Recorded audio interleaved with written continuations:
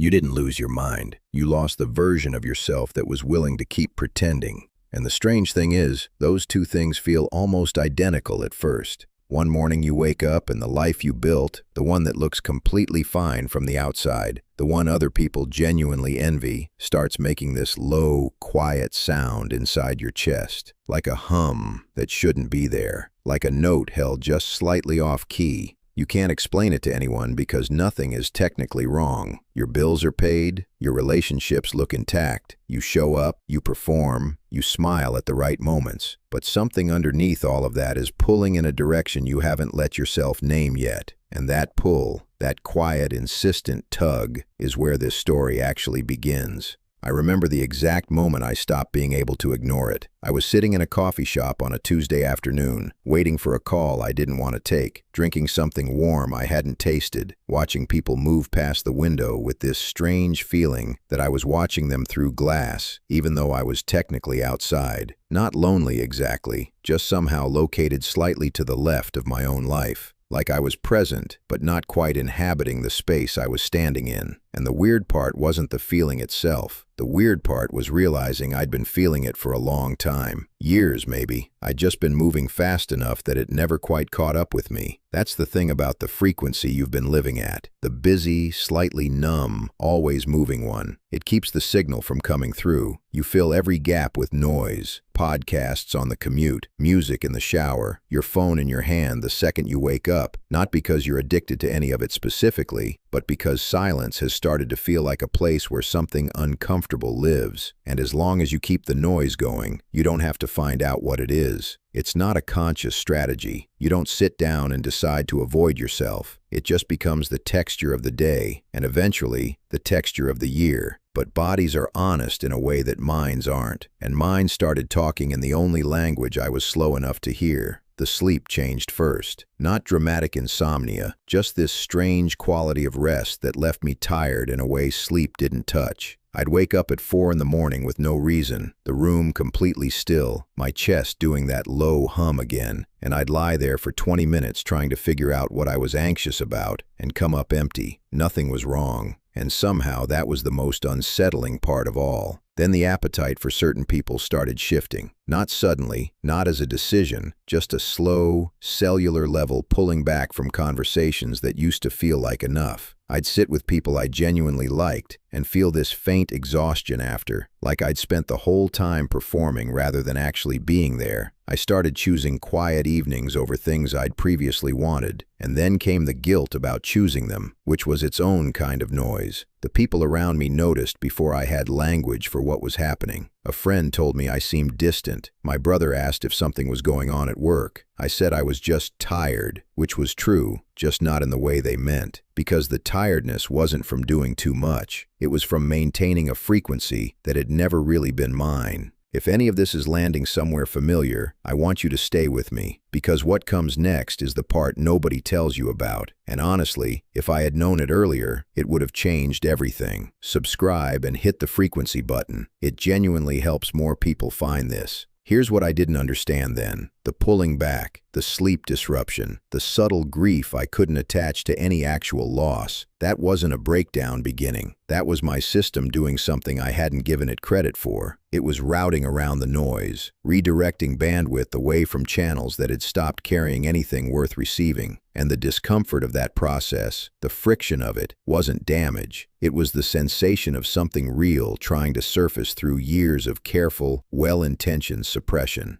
I grew up in a family where being steady was the highest compliment you could receive. Steady meant reliable. Reliable meant safe to love. So I got very good at steadiness. I got good at reading a room and calibrating myself to what it needed. I got good at absorbing other people's discomfort without showing the weight of it. And for a long time, that felt like strength. It looked like strength from the outside.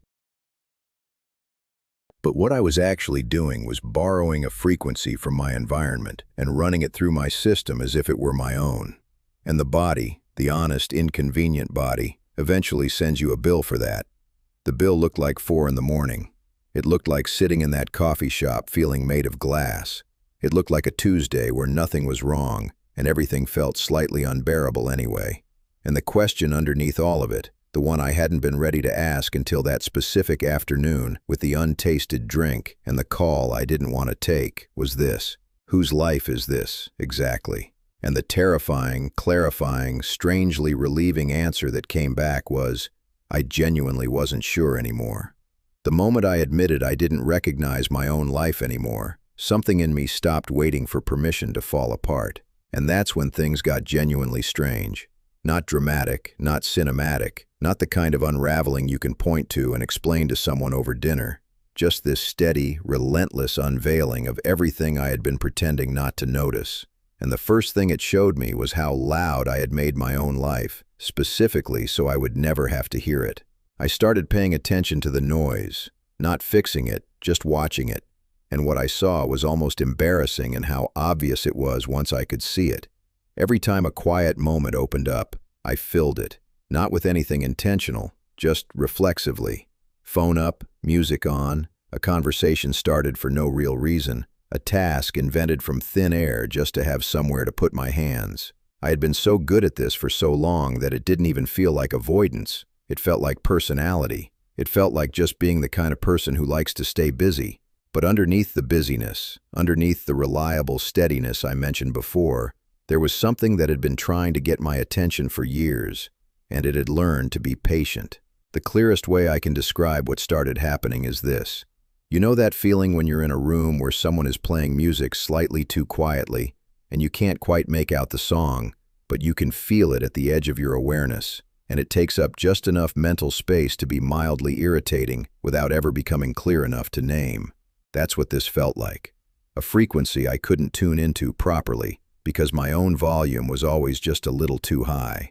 And the moment I started turning things down, even slightly, even just by sitting still for 10 minutes in the morning, without immediately reaching for something, the signal started coming through. Not with words, not with instructions, just with this uncomfortable, persistent sense that something needed to change, something specific, and I wasn't ready to look at it directly yet. Here's the thing about waking up that nobody wants to put on a motivational poster. It doesn't feel enlightened. It feels itchy. It feels like wearing a sweater that fit perfectly last winter and now pulls across the shoulders in a way that makes you aware of your body every single minute. Nothing catastrophic, just constant low-level friction. And the friction was specific. It was loudest in the places I had invested the most, the job I had worked hard to get, the version of myself I had carefully constructed to be worthy of being there. The relationships I maintained by being the one who never needed too much. All of it had this new quality to it, not broken, but not right either, like fruit that looks fine from across the room but has already started turning. Most people, when they hit this point, do one of two things. They push through it by working harder, committing more completely to the life they already have, telling themselves the feeling will pass once things settle down. Or they blow everything up, make some dramatic external change, move cities, quit jobs, end things, hoping the new scenery will quiet the signal. I had watched people I cared about do both, and I had watched neither of those work in any lasting way. Because the signal isn't coming from your circumstances, it's coming from the gap between who you actually are and the frequency you've been running. And that gap, once you're aware of it, is physically uncomfortable to maintain. I started noticing it in my body before my mind had caught up. Certain meetings left me with this heaviness across my shoulders that took hours to shift.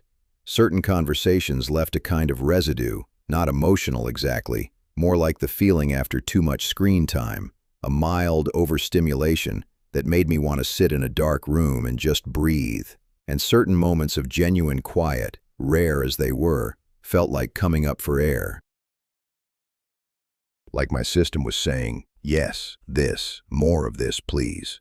The problem was that more of that meant less of the life I had built, and less of the life I had built felt, at that point, less like freedom and more like loss. Because even a frequency that doesn't belong to you starts to feel like home after long enough, and leaving it, even when part of you is desperate to, requires something I wasn't sure I had yet.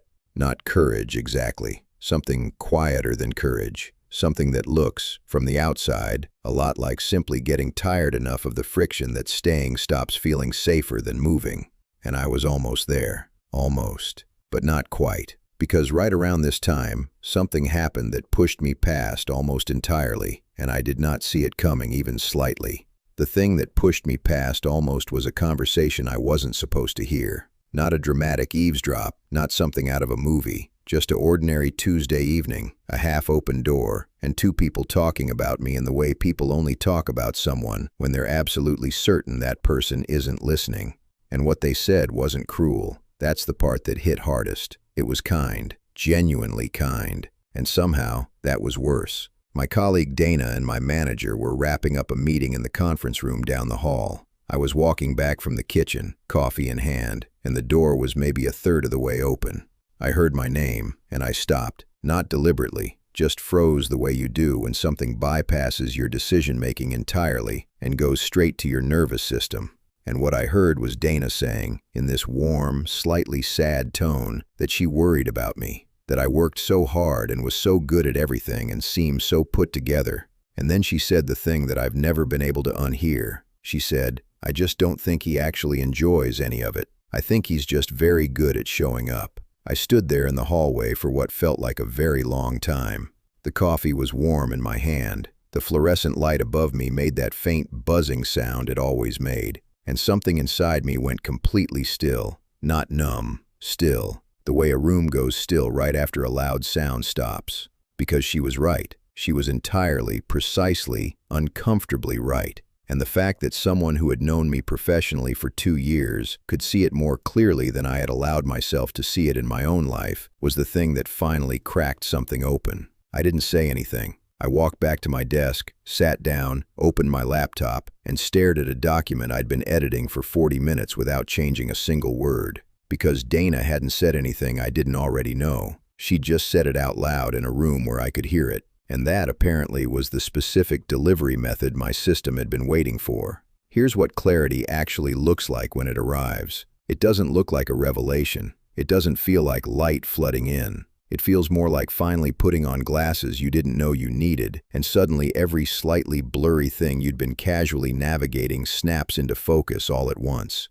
And the first thing that came into focus for me, sitting at that desk with that unedited document open, was the job. Not in a dramatic way, just this clean, honest recognition that I had chosen this career not because it matched anything real in me, but because it matched the version of me I thought I was supposed to become. The capable, reliable, shows up on time, never makes a fuss version. The version my family smiled at. The version that made financial sense. The version that required me to be very good at performing presence while actually being somewhere slightly adjacent to wherever I was standing. And once I saw that, I couldn't stop seeing it everywhere. The way I responded to messages from certain friends, cheerful and warm and completely surface level, because going deeper required an energy I'd been quietly rationing for years. The way I organized my weekends around other people's preferences without noticing that I hadn't asked myself what I actually wanted in longer than I could remember. The way I had genuinely convinced myself that being low maintenance was a virtue rather than a survival strategy I'd accidentally made permanent.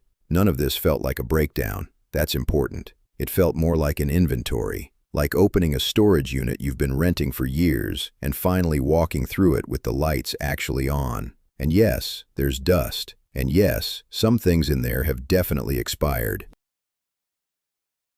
But mostly what you feel is this strange combination of embarrassment that you let it get this full, and relief that you can finally see what you're actually working with. The hardest thing to look at clearly was the relationship I'd been in for almost 3 years. Not because it was bad, because it wasn't bad at all. Sarah was warm and funny and genuinely good, and I had spent 3 years being exactly the version of myself she needed me to be, which was steady and uncomplicated and reliably fine. And I was good at that. I was very good at that. But sitting there at my desk, with Dana's words still in the air somewhere around me, I had this quiet, terrible realization. I had no idea what I actually felt about any of it when I removed the performance from the equation. And that question, what do I actually feel when I stop performing feeling it, was the one I had been most carefully, most skillfully avoiding, because the answer had the potential to change everything. And changing everything, up until that hallway moment, had felt like a risk I wasn't willing to take. But something had shifted now. The math had changed, and I was starting to understand that staying was no longer the safe option I had been treating it as. I broke up with Sarah on a Wednesday evening while a pot of pasta was still boiling on the stove. Not because I had planned it for that night, not because anything dramatic had happened, just because she asked me a simple question, completely ordinary. What do you actually want to do this weekend? And for the first time in 3 years, I had absolutely no performance ready. The question landed in me and found nothing rehearsed, just silence. And in that silence, something I had been carefully not knowing became impossible to not know anymore. She saw it on my face before I said a word. Sarah was perceptive in a way I had always admired and occasionally found terrifying, and she looked at me across the kitchen with this expression that was equal parts tired and already knowing. And she said quietly, "How long have you been somewhere else?" Not angry, not accusing, just honest in the way that people get when they are done waiting for you to catch up to what they already understand. And I didn't have a performance for that either, so I told her the truth. Not all of it, not the hallway, not Dana, not the full inventory I had been taking, just the essential truth, which was that I had been running a version of myself in this relationship that wasn't the whole picture, and I had been doing it for long enough that I wasn't sure either of us actually knew what the whole picture looked like anymore. She turned the stove off. That detail has stayed with me. She reached over, turned the burner off without looking at it, and then stood very still with her hands on the counter. And I understood in that moment that she had known something was coming for a while, and had been hoping she was wrong. And the fact that she had been hoping she was wrong, that she had stayed and kept hoping, made the whole thing heavier than I had prepared for. We talked for a long time. Not the kind of talking that changes anything, just the kind that makes sure both people have actually said what needs to be said. She was not cruel. I was not cruel. It was, in the way that genuinely difficult things sometimes are, almost unbearably civil. And when I left that night, standing outside on the pavement with the cold air hitting my face, I didn't feel free. I want to be clear about that because I think people expect that when you finally do the honest thing, there's some immediate sense of release. There wasn't. There was just this wide, quiet, slightly terrifying open space where the weight of maintaining something had been. And open space, it turns out, has its own kind of gravity. The weeks that followed were strange in a way I hadn't anticipated. I had expected the difficulty. I had not expected the specific quality of it, which was less like grief and more like standing in a house after all the furniture has been moved out. The shape of the rooms is still there. You can see where things used to be, but the acoustics are completely different now, and every sound you make echoes in a way it didn't before. I was suddenly loud to myself in a way I hadn't been in years. My own thoughts had more space than they were used to, and some of those thoughts were uncomfortable enough that I understood, very clearly, why I had filled the space so carefully for so long. Here is the thing about dismantling a borrowed life. You don't get to skip the part where you sit with what you actually built. And what I had built, once the performance was cleared away, was a life that was genuinely impressive from the outside and genuinely hollow at the center.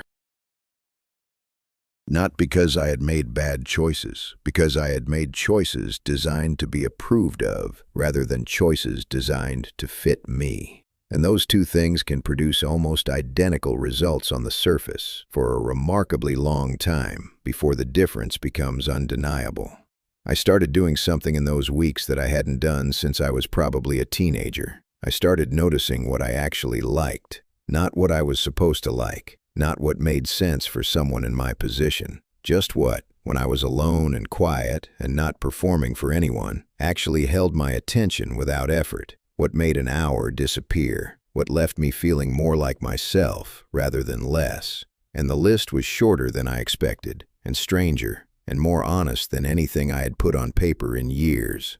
I did not share this list with anyone. It felt too raw and too unfinished, and too different from the version of me people were used to consulting about things. But I kept it, and I kept adding to it. And very slowly, the open space that had felt so threatening started to feel like something else. Not comfortable yet, not anything I would have called good, but mine. Undeniably, uncomplicatedly mine. And that quality, that specific texture of something actually belonging to you, I had forgotten how different it feels from something borrowed. It feels quieter, and the quiet, for the first time in a long time, did not feel like something to fill, But just as I was beginning to settle into that quiet, something happened that made me question whether I had actually changed anything at all, or just rearranged the same patterns into a different shape.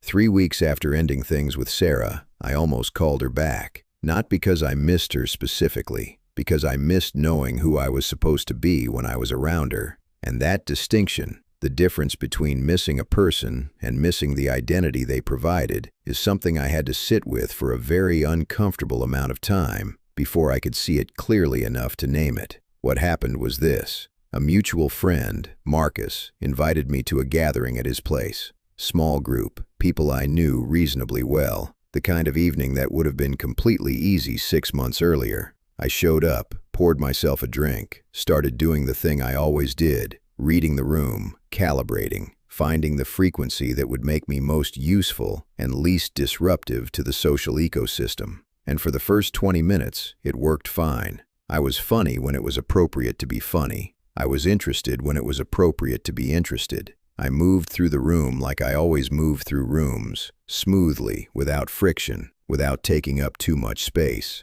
And then someone asked me how Sarah was, not maliciously, just casually, the way people ask about people they know you were with. And I said we had separated, and the person said they were sorry to hear that. And I said thank you, it was the right thing. And I smiled in a way that was warm and self-possessed, and completely, perfectly fine. And the conversation moved on, and I stood there with my drink and felt the smile still sitting on my face like something left on a counter, and I realized with a slow, cold clarity that I had just performed my own heartbreak. I had packaged it into something comfortable for a stranger and handed it over without ever actually touching it myself. That was the moment I understood what the question at the end of the last chapter was really pointing at. I had changed the circumstances. I had cleared out the hollow center of the old life, but the mechanism, the deep, automatic habit of shaping myself to whatever the room required, that was still running,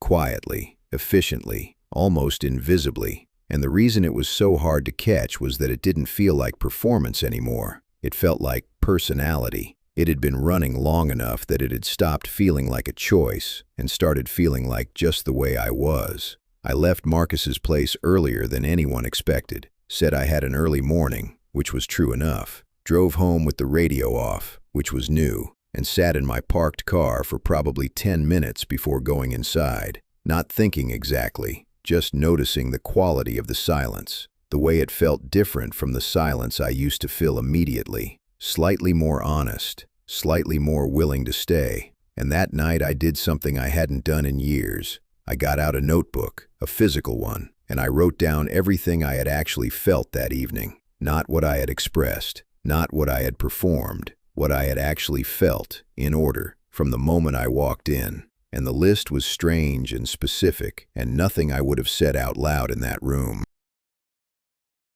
Mild dread walking in. Genuine warmth seeing Marcus. Automatic adjustment when I sensed the energy. A flash of something real when someone laughed unexpectedly at something I said, and then the immediate instinct to manage it, to not let the realness be too visible, and then the cold clarity with the smile still on my face. Reading it back, I could see the pattern the way you can see a watermark when you hold paper up to the light. Every genuine moment immediately followed by a management. Every real feeling immediately translated into something more presentable. It was so consistent, it was almost elegant, and it had been operating that way, I realized, not just at Marcus's gathering, in every room, for years, so automatic that I had stopped experiencing it as a choice and started experiencing it as just the texture of being me. Here is what changed that night, sitting at my kitchen table with that notebook. I stopped being angry at the mechanism and started being genuinely curious about it. Not in a clinical way, just in the way you get curious about something you've been living with for so long that you stopped actually seeing it. Where did it start? What was it originally for? What had it cost me that I hadn't fully counted yet? And underneath those questions, quieter and more important than all of them, there was one I hadn't been ready to ask until that specific night, in that specific kitchen, with that specific notebook open in front of me. Who was I, exactly, when the management stopped?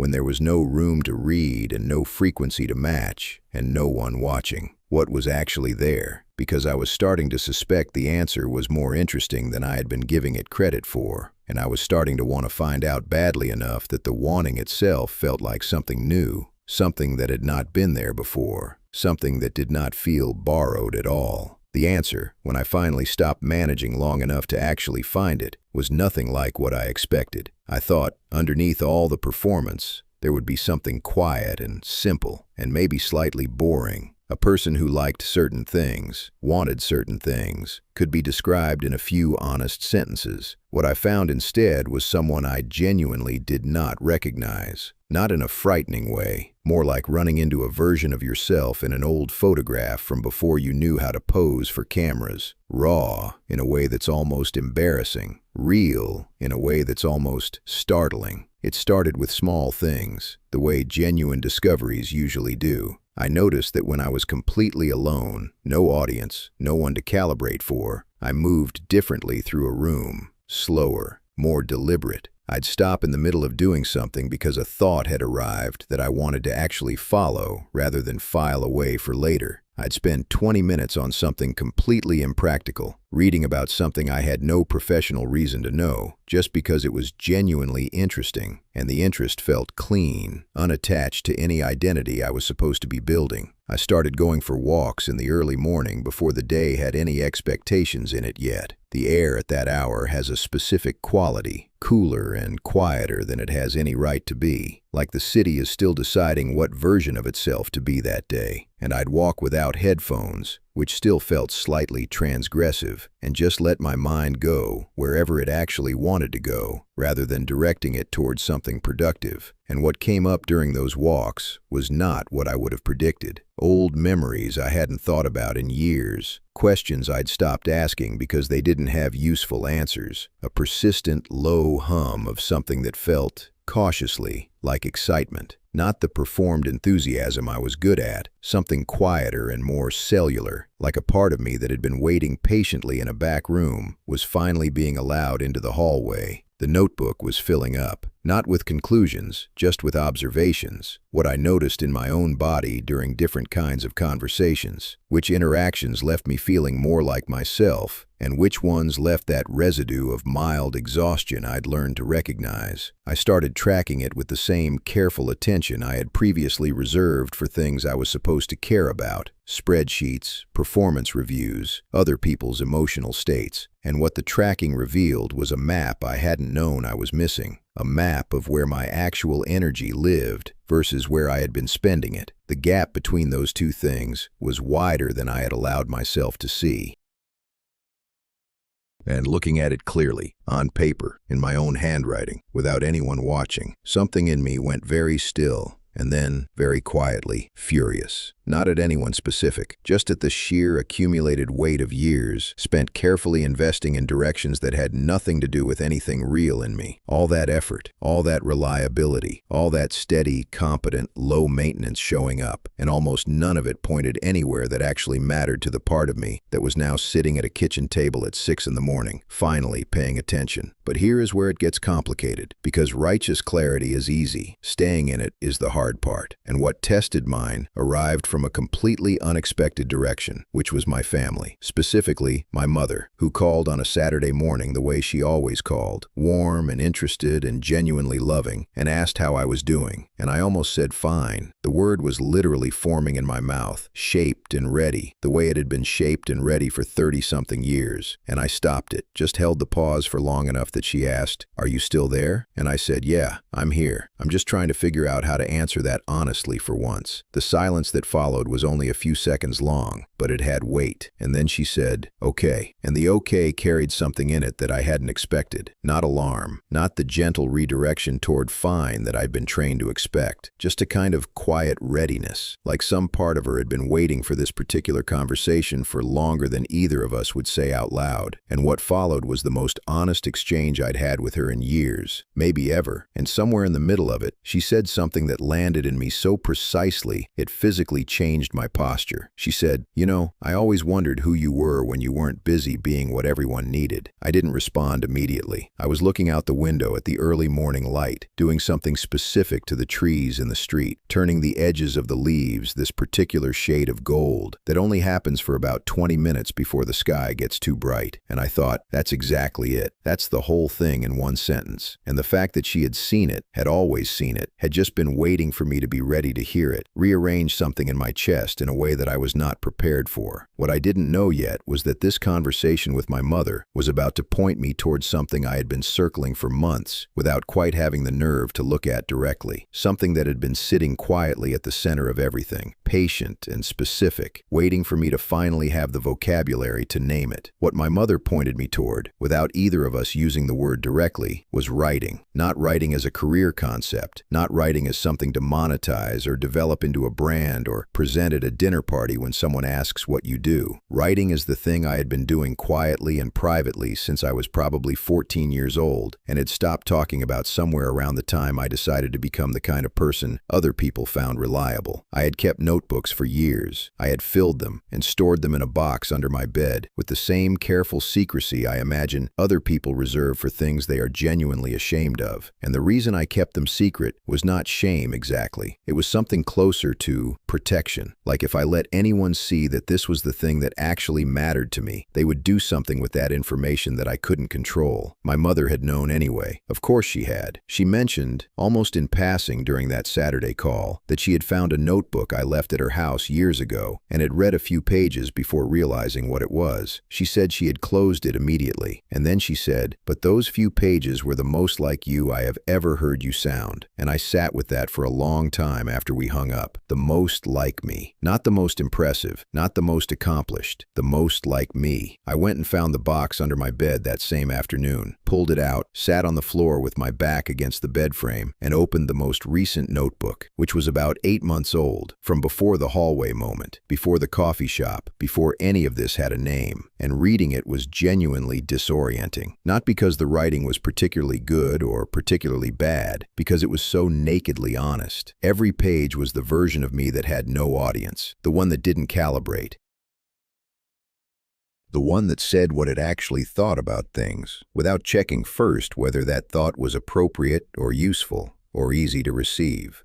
And that version, I realized, sitting there on the floor with afternoon light coming through the window at a low angle, and the box of notebooks open around me. That version was not someone I needed to invent. That version had been there the whole time, writing in secret, waiting. The thing that followed that realization was not a clean decision. It was more like a gradual shifting of weight, the way your body adjusts without your full permission when you've been standing in one position for too long. Over the next several weeks, I started writing differently. Not in secret exactly, but not privately either. Somewhere in between. I started treating the notebook less like a hiding place and more like a workspace. And what came out was different from what I had been producing in the years of hiding. More direct, less self-conscious, less preoccupied with being the right kind of thing. I also started paying attention to what happened in my body when I wrote versus when I did almost anything else. And the contrast was almost embarrassing in its clarity. Writing was the only activity I regularly did where the management stopped, where there was no room to read because the room was entirely internal,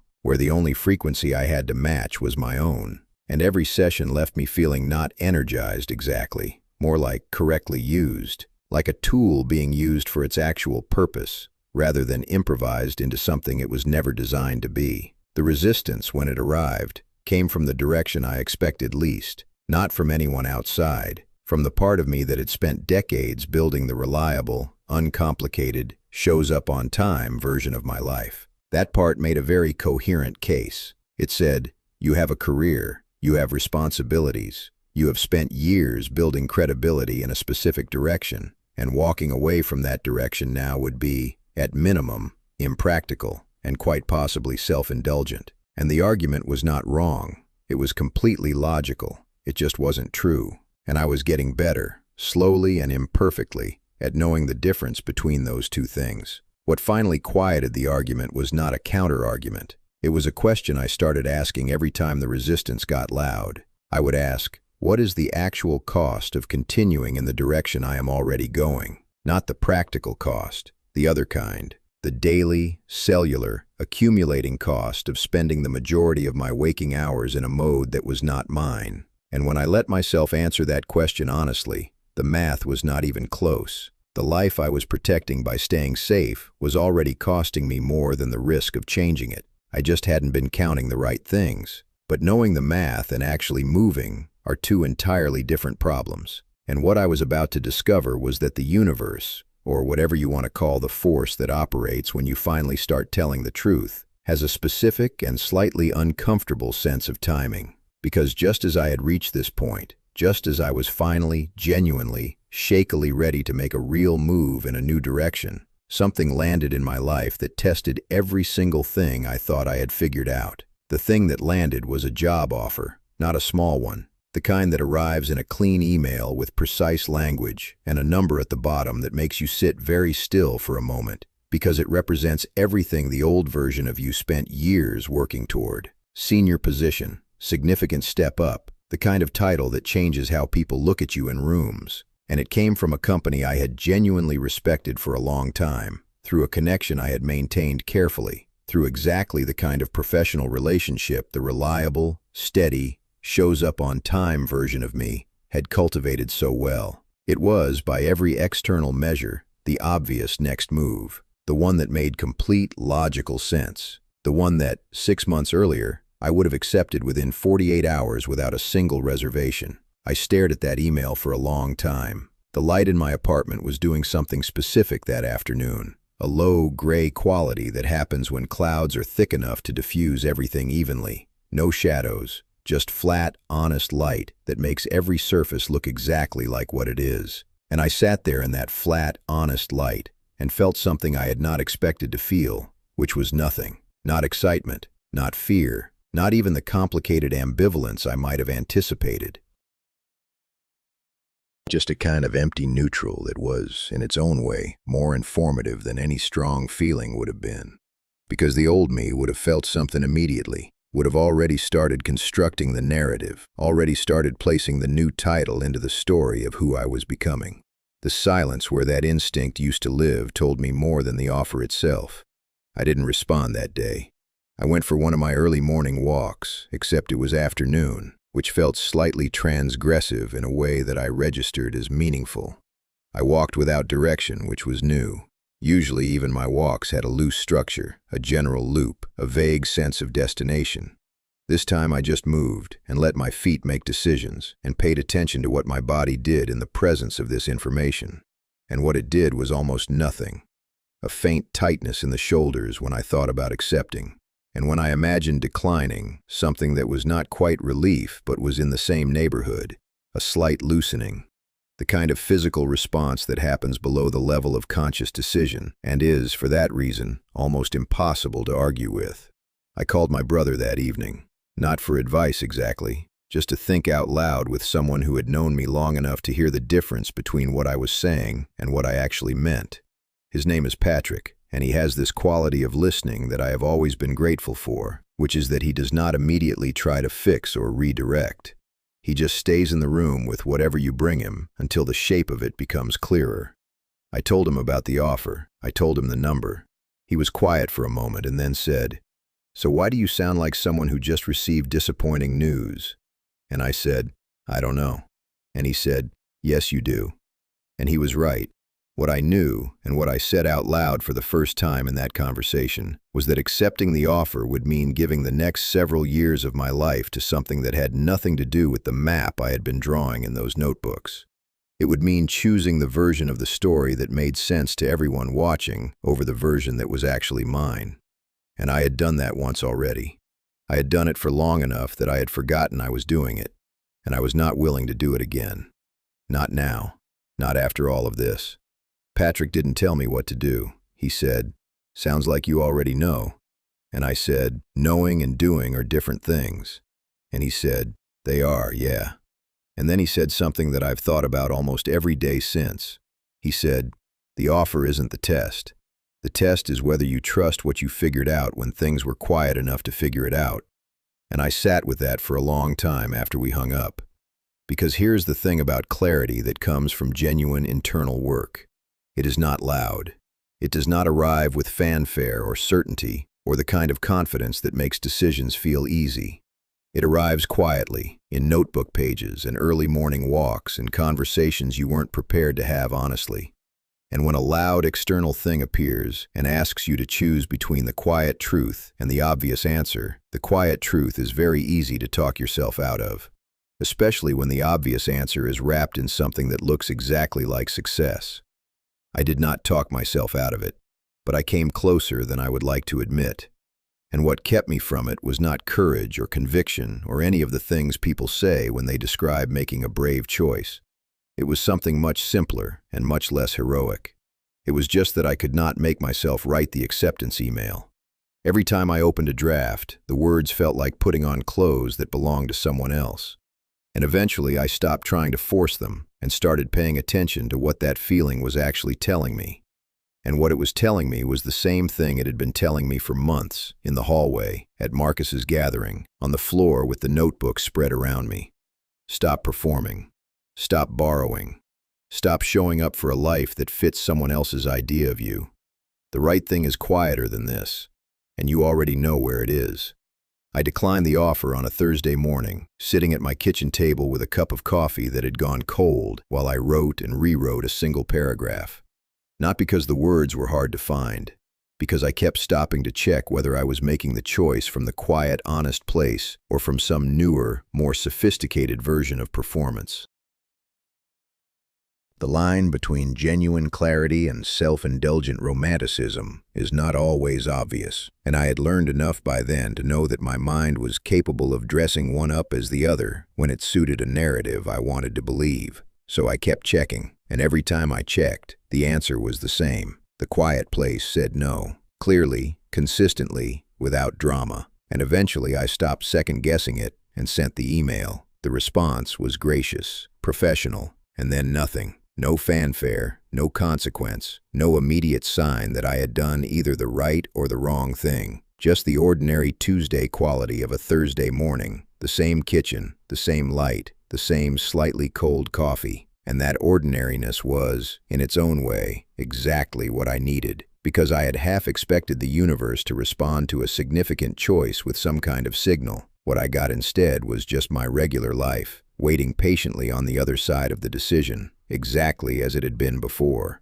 which meant that whatever happened next was going to depend entirely on what I actually did with the space I had just chosen to protect. I gave myself 2 weeks of deliberate stillness after that. Not laziness, not avoidance, just an intentional pause before the next move, the way you stand in a doorway for a moment before walking into a room. I kept the morning walks. I kept the notebook. I stopped attending social events that I had only been attending out of habit or obligation, which freed up more evenings than I expected and filled them with a quality of quiet that no longer felt threatening. And in that quiet, something started to clarify that had been blurry for months. Not a plan exactly, more like a direction, a general orientation toward something that felt genuinely mine, writing that was honest enough to be useful to someone other than just me, work that used the thing I was actually good at rather than the thing I had trained myself to be reliable at. It wasn't a fully formed vision. It was more like a compass needle finding north after a long time spinning. I started writing in a more structured way during those 2 weeks,